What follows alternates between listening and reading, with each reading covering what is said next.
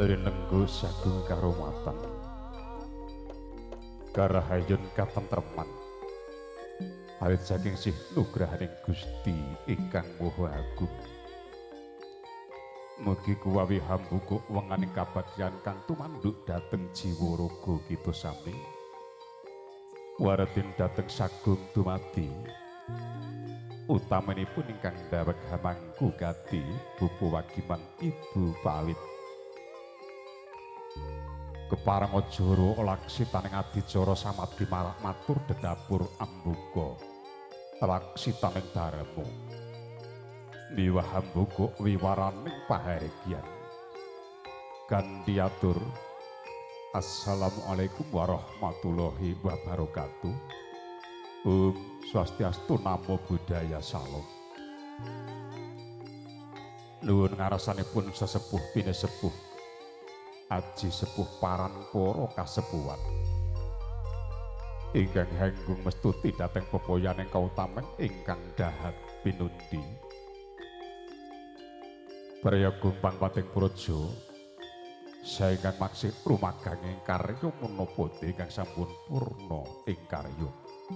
ingkang pantes kinarya palupi linanggung para kiai para alim para ulama pangarsa-pangarsaning agami ingkang rinten dalu tansah sumanding ing kitab suci wahyuning ilahi kinarya panuntun dhateng kiblating panembah ingkang satuhu pantes kinabekten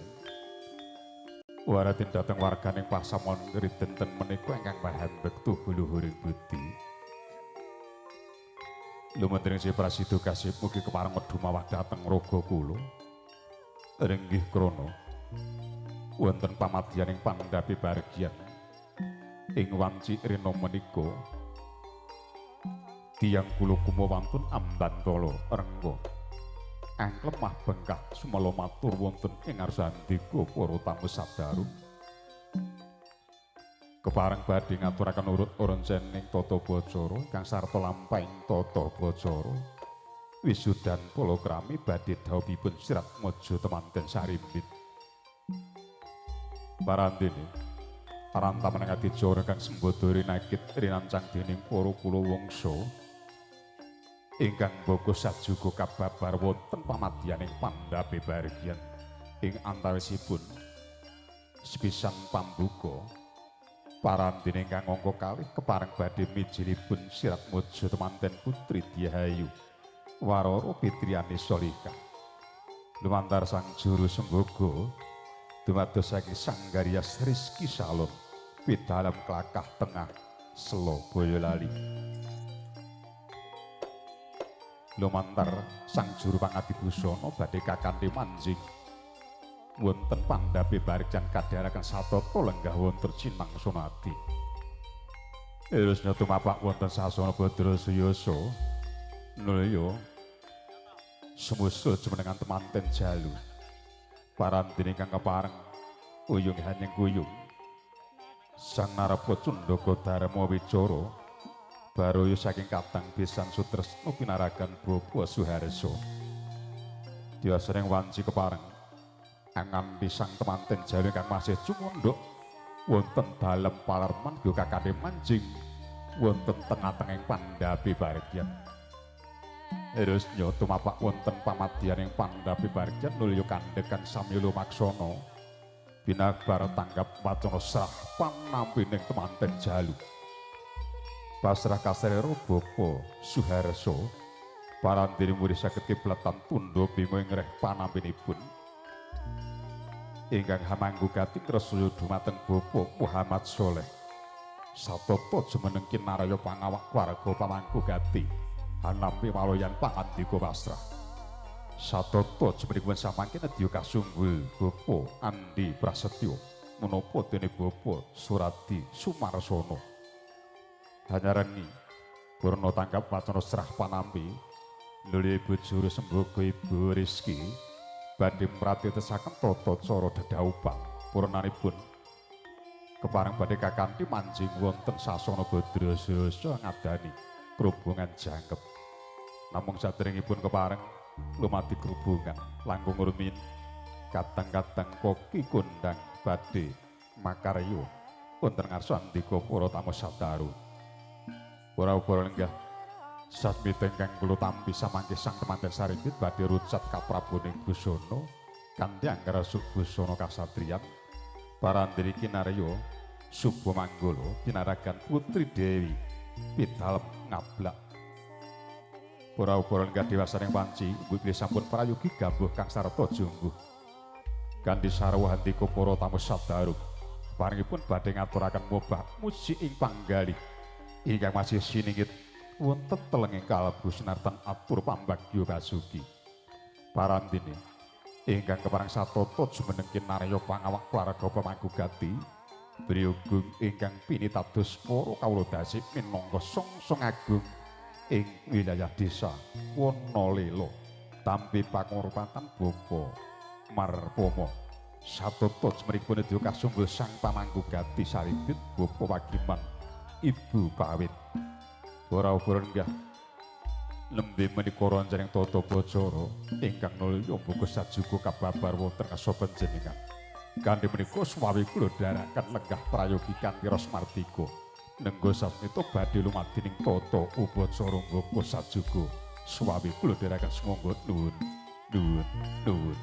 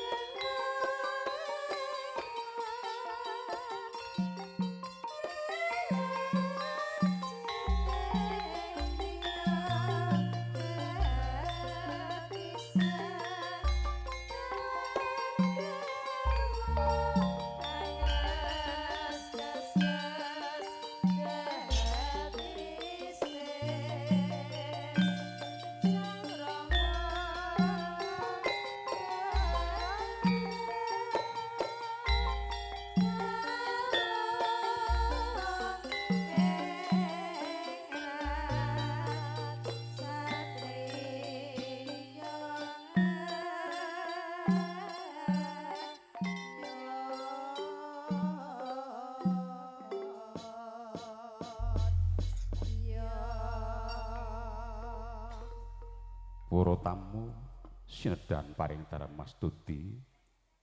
hanyarengi purna henggen kula ngaturaken rantaman katur wonten ngarsa panjenengan. Sampun tampi sasmita ubo rampe kang sarta upakarti kagem dawuhipun Sirat Mojo temanten sarimbit. Kepara sampun samating gati saweging karya ingkang menika murih pratiti sing wanci binukaning karsa satemah manggih Yiwana Niskala sumangga rancaning tata bacara mbuka sajuga kapurwaken tunggap tata cara sepisan nenggih pambuka kanthi makaten ingkang kepareng rawuh inggih bilih angrasuk agami Islam kula dherekaken maos basmalah kaping sepisan redine angrasuk agami sarta kapitayan sanes kasuwun jumbuhaken kaliyan swasana waosan pandonga kapurwaken Bismillahirrahmanirrahim. Gandhi hanyebat asmaning Gusti ingkang moho welas sarta muhasih. Mugi kuwawi hambuka wenganing kabagyan kang tumanduk dhateng jiwa raga kita sami satemah wimbuh rancak lampahing tata upacara paregyan purwa madya wasana lumampah kandhi wilujeng niskala. Dunggap tata cara ingkang angka kalih nenggih kepareng badhe lumadining piswananipun sang temanten putri Diahayu Warara Fitriani Solika lumantar sang juru sembogo Ibu Rizki kepareng anjenggaraken manuktianipun sang Diahayu kang maksih cemondhok wonten Wisma Busana kakane manjing wonten pandhapi paregyan kadherekaken satata lenggah wonten ing Sinang Sonati wiwata kepareng badhe jumenengan temanten putri wonten pamadyan ing pandhapi paregyan ing wanci rina menika kadhi wonten ganda ingkang ngembar yayah gantane Sekar kang amunca warna.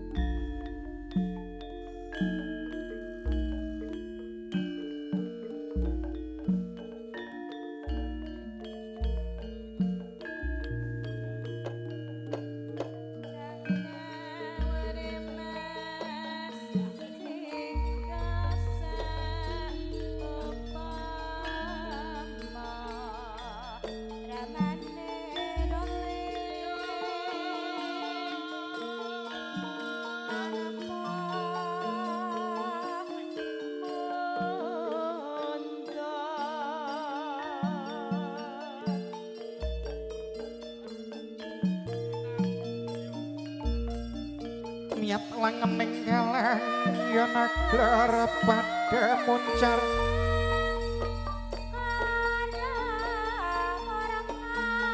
sabet yarawauta pajar soroting surya semeblak keblating paningal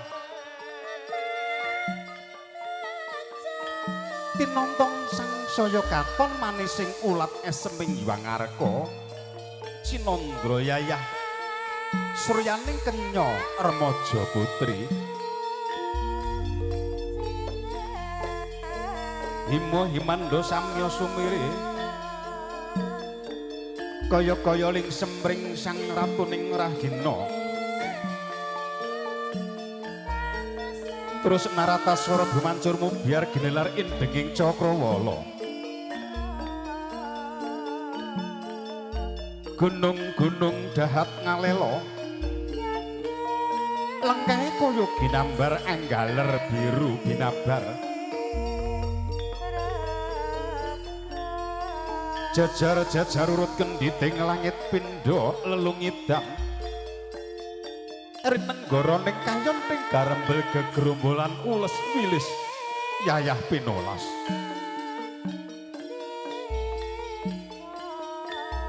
imbanging harga merapi merbabu dumading padukuan wana dadi wana lela saweneh ana priya gongkang miwaha putra Mahargya Siwi nenggih bapa wagiman ibu pawit samono wis kepareng tinarbuka wiwaraning sasana panti busana pantiat keteges papan busana pangageman angadi busana endah ing warna sirna kamanungsane sang Dyahayu Warara pitriyane Solika prasasat Batari renggane asih kang mangijowantah kang kepareng memanuki tindak nyoseng temanten putri nenggih Sri Brata Pangarsa Dyahayu Putri Dewi jejampange tindak nyosang temanten putri murih samargi-margi manggih Yana Basuki panganten putri tugu mustikaning wanodya dasar ayu turta sulisting warna bebasan ayu datan wa cacat Cinandra pindha widodari darat bojo ingring mung nganti jejemboling padha prasasatan ana kanggo jiwa apa tandane kaesting adhep rangkung pamulu jenar ambek klikiris mestaka sedeng hamesan rekma memak moyok ngendra wela wilis lamun den urip prapteng pentis atap nyorenten lir tinapa sinungging pepaes kang awarna kresna palarapan nyela cendani wimba nanggal sajuga sinambungan bayu kaya pinolas grana ngrungih liri winangun lapinyo demes manggis karengat waja petak toya tumetes lampun kagem gumujeng katon gumebyar yayah mutiara rinonci jenggo manglung anggung gadung pamidangan raju kencana astanira hanggendya gading pinentang racikan hamucuk tanjung suku hamu kang gangsir garis lurus hamrit samono sprapting unggan kang tinuju nulya dening Sri Subha Manggala sang temanten putri sinasmitan minggah ing Sitinggil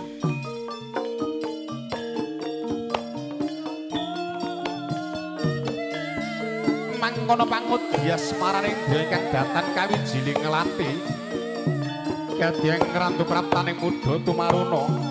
kang kinarya dadya gantilaning nawa alagi anak Mas Bagus Muhammad Nadib Aryuda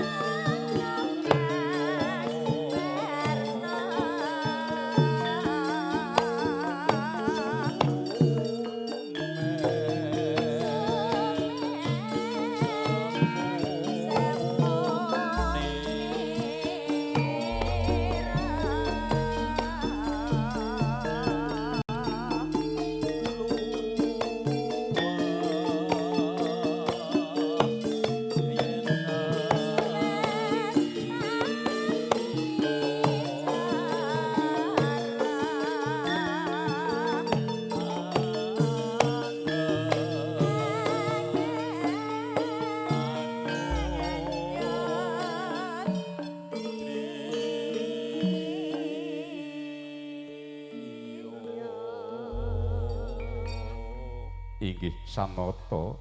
tumapak wonten sasana Badara Sayasa sirat mujud manten putri kanthi mriku laju kababar jumenengan temanten jaluk ingkang kepareng wuyung hanyeng guyung Bapa Suharso kinarya pangamak warga kadang pisan sutresna kepareng memanuki tindak nyosa ngapeki anak Mas Bagus Muhammad Nadib Aryuda ingkang mongko taksih sumundhuk wonten dalem Palerman wangsul malih Sri Subo Manggolo anak ayu Putri Dewi nedya nganti sang temanten jaluk ingkang masih sumundhuk wonten dalem Palerman gya kakanthi manjing wonten pamadyaning pandhape bargian wiwado kepareng jumenengan temanten jaluk kalamunta cinandra kadya bayak binayangkari.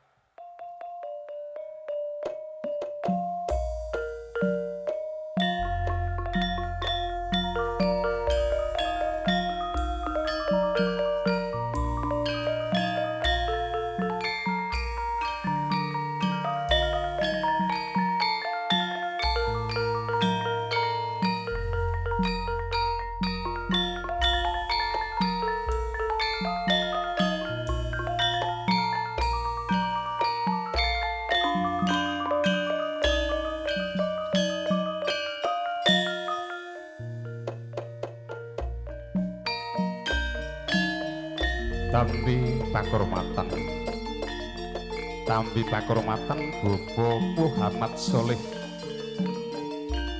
kasuwun samaping gati saweging karya satata jumeneng nengga sasmita badhe arawipun Sang Narpa Cundaka Dharma wicara kinembanan Bapa Suharso tan kantun Bapa Andi Prasetyo Bapa Suradi Sumarsana kasuwun andherakaken hanyunggul sarta hanjajari satata jumenengipun Bapa Muhammad Soleh ngrantu Sri Subo Manggolo Bapa Suharso menapa dene Nak Ayu Putri Dewi inyo kepareng hangan pisang temanten jalu yang masih sumondok wonten Wisma Palerman ya kakanthi lon-lonan lumaksana lumebet wonten pandhape bargian tinggal kaliyah candrane sang temanten jalu anak Mas Bagus Muhammad Nadib Aryuda memanuki tindak dosa ngapeki Sri Subo Manggolo anak ayu Warara Putri Dewi jejambangi lumaksana kepara ngayun sinartan mintosih nugraning Gusti kang murbeng dumati mulih samargi-margi tansah manggih kayuanan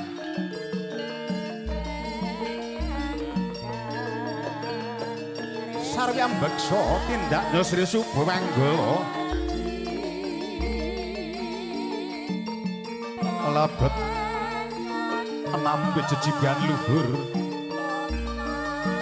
kinten jagira meksa yuwananing sang temanten jalu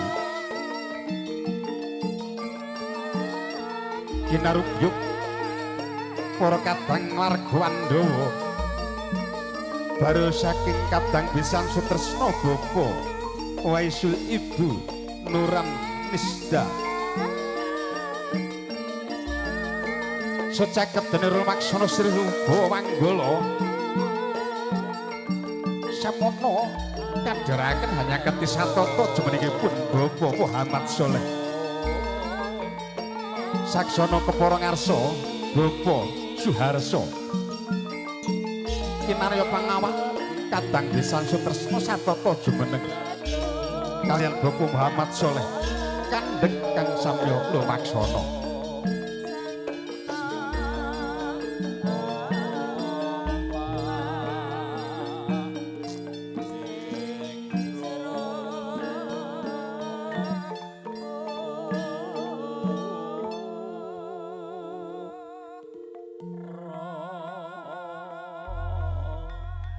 rancak